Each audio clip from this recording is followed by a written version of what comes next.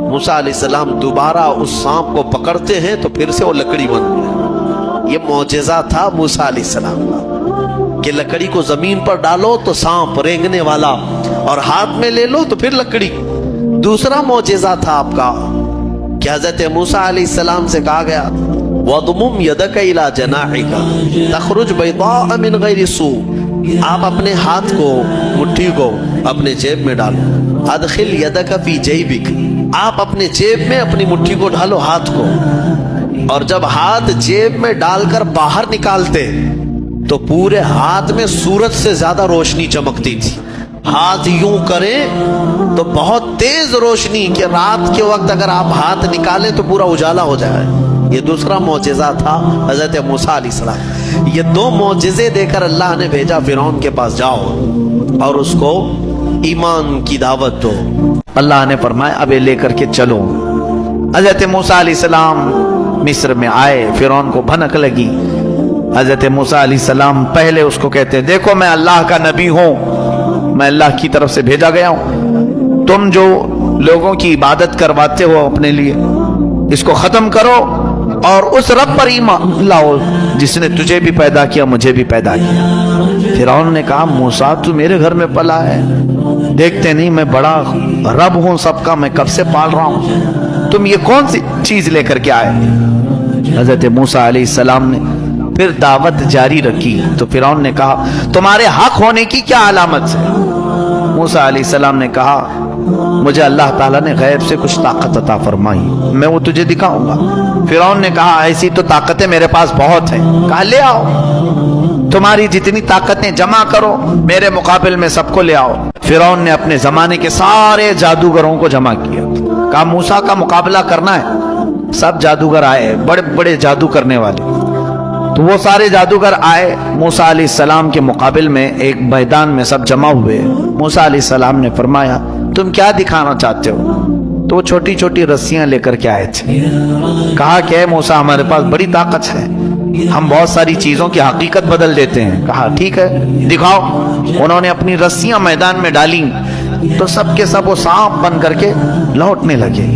اتنے سانپ کے میدان بھر گیا، سب کے پاس جو جو رسیاں تھیں۔ اب موسیٰ علیہ السلام کو رب نے فرمایا اے موسیٰ تم اپنا عصا بھی ڈالو، اپنی لکڑی ڈالو۔ موسیٰ علیہ السلام اپنا عصا ڈالتے ہیں، یہ بڑا اژدہا منہ کھولا، وہ سارے سانپ کے بچے چلے گئے منہ میں، سب نکل گیا وہ ایک ہی سانس میں، سب کھا گیا۔ پکڑ لیا آپ نے، کہا اور ڈالو، اور کچھ ہے؟ تو وہ سب کانپنے لگے۔ اس لیے کہ تفسیر میں بزرگ فرماتے ہیں، مفسر شہیر احمد یار خان نعیمی رحمۃ اللہ علیہ، ان کو معلوم تھا رسیاں کھا گیا اور تھوڑی دیر کھڑے رہیں گے تو ہم کو بھی کھا سکتا ہے۔ جلدی سے انہوں نے کہا آمنا برب ہارون و موسیٰ، ہم ایمان لائے ہارون اور موسیٰ کے رب پر، ہم تمہیں اللہ کا نبی مانتے ہیں، نہیں مقابلہ نہیں کرنا۔ فرعون جن کو مقابل میں لایا تھا وہ سب کے سب موسیٰ والے ہو گئے، موسیٰ علیہ السلام کی طرف آ گئے۔ موسیٰ علیہ السلام پر سارے ایمان لائے۔ فرعون کا غصہ اور تیز ہوا، اس نے کہا اب ہم مار دیتے ہیں، لیکن اللہ کا عذاب فرعونیوں پر آیا، کئی طرح کے عذاب آئے۔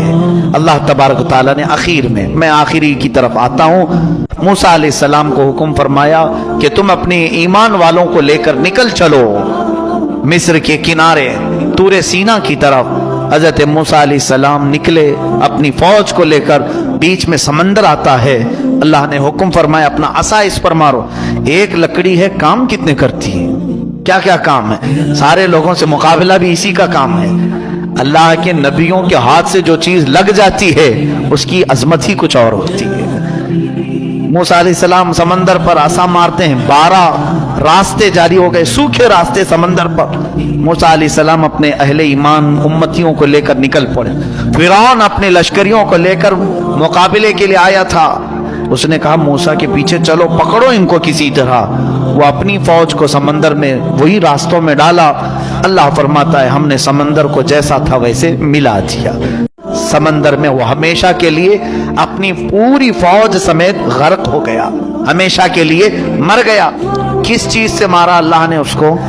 پانی سے مارا، جبکہ پانی کی کوئی حیثیت نہیں سمجھی جاتی، बहुत हल्की चीज, लेकिन अल्लाह जब उसे जोश देता है तो यही पानी कभी सुनामी बन जाता है, यही पानी कभी फिरौन को हिलाक करता है। अल्लाह ताला छोटी ताकतों को भी जब चाहे बड़ी कुव्वत अता करता है। मेरे अजीजों, मूसा अलैहिस्सलाम इस फिरौन से निजात पाकर अपनी पूरी कौम को लेकर मैदान तीह के करीब आए। फिर उसके बाद बहुत सारे मूसा अलैहिस्सलाम के वाक़यात हैं। इनमें से जो चीज़ें हमें सीखनी है वो यही है, फिरौन की ज़िंदगी जिसको अल्लाह ताला ने हमेशा के लिए रांदे बारगाह किया, बल्कि कई सालों के बाद समंदर ने भी उसकी लाश को उठाकर बाहर फेंका।